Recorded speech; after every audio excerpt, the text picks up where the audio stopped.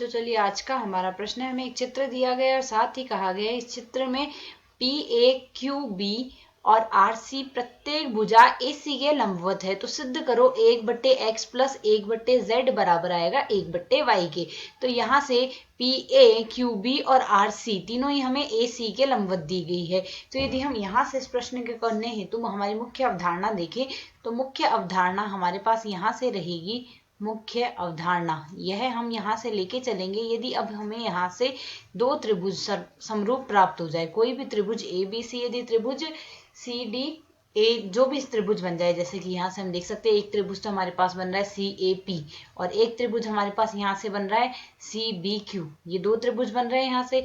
तो यदि हम यहाँ से इन दोनों त्रिभुजों को समरूप सिद्ध कर दें, यदि सी ए पी हमारे पास यहाँ से समरूप आ जाए सी बी क्यू के, तो संगत भुजाओं के अनुपात हमारे पास यहाँ से बराबर आएंगे। अब जैसे संगत भुजाएं हमारे पास हो गई, जैसे यहाँ से बी क्यू है हमारे पास यहाँ से एक संगत भुजा, बी क्यू के संगत भुजा है हमारे पास यहाँ से यदि एपी ले लेते हैं, जो कि बी क्यू और एपी में जो अनुपात हमारे पास यहाँ से प्राप्त होगा वही अनुपात हमें BC व AC का प्राप्त होगा। संगत भुजाओं का अनुपात बराबर होगा। तो यदि हम यहाँ से प्रश्न के अनुसार देखें, हम इन्हीं दोनों त्रिभुजों को लेकर चलते हैं। यहाँ से हम ले लेंगे त्रिभुज CAP व दूसरा त्रिभुज यहाँ से हम लेके चलते हैं CBQ से।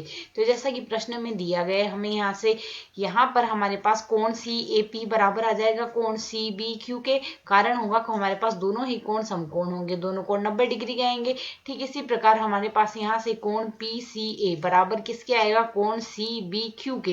अब PCA कोण हमारे पास यहाँ से कौन सा होगा, PCA, और यही आ रहा है CB, यहाँ से यह आ रहा है हमारे पास यहाँ से CBQ नहीं होगा, QCB होगा, QCB यही हमने लिखा है यहाँ से QCB।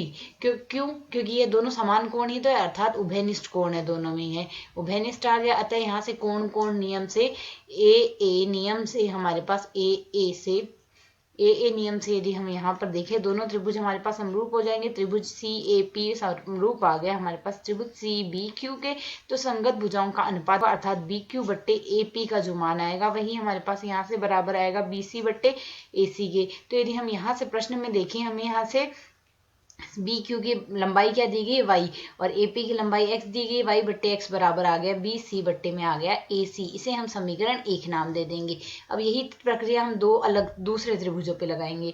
तो यदि प्रश्न के अनुसार देखें, हम यहाँ से पहला त्रिभुज तो ले लेते हैं ACR व दूसरा त्रिभुज यहाँ से हम ले लेते हैं ABQ।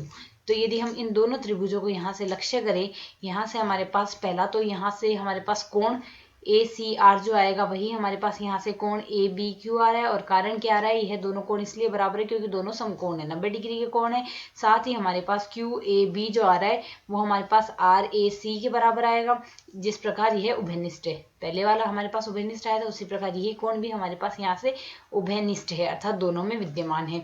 तो ये यहाँ से हमारे पास कोण नियम से AA नियम से हमारे पास यहाँ से क्या आएगा, AA नियम के अनुसार हम यहाँ से लिख सकते हैं BQ बट्टे यहाँ से हमारे पास CR का जो मान आएगा वह यहाँ से हमारे पास बराबर आ जाएगा AB/AC के।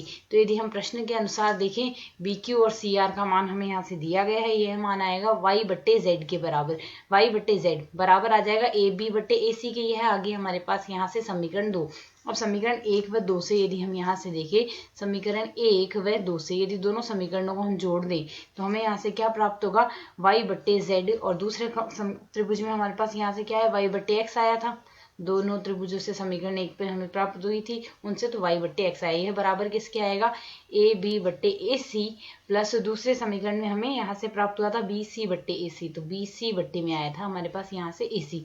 अब यदि हम यहाँ से सरल कर ले, बाएं पक्ष में तो हमारे पास y उभयनिष्ठ आ जाएगा, इसे हम लिख सकते हैं 1/x प्लस 1/z के बराबर आएगा। यहाँ से AB प्लस AC बट्टे में आ जाएगा हमारे पास, AB प्लस BC आ रहा है, माफ कीजिएगा, AB प्लस BC बट्टे में आ रहा है हमारे पास यहाँ से AC। तो यदि अब हम प्रश्न के अनुसार देखें, AB प्लस BC बराबर हमारे पास AC के बराबर आ जाएगा। अतः यहाँ से हम लिख सकते हैं यह मान हमारे पास बराबर आएगा AC के, AC/AC अर्थात 1 आ जाएगा। अब यदि हम इसे वज्र गुणा कर दें, y गुणा 1/x प्लस 1/z बराबर 1 आ रहा है, अर्थात वज्र गुणा कर देंगे तो 1/x प्लस 1/z बराबर आ जाएगा 1/y की। हमें यहाँ से यही सिद्ध करना था। आशा है समझ आया। धन्यवाद।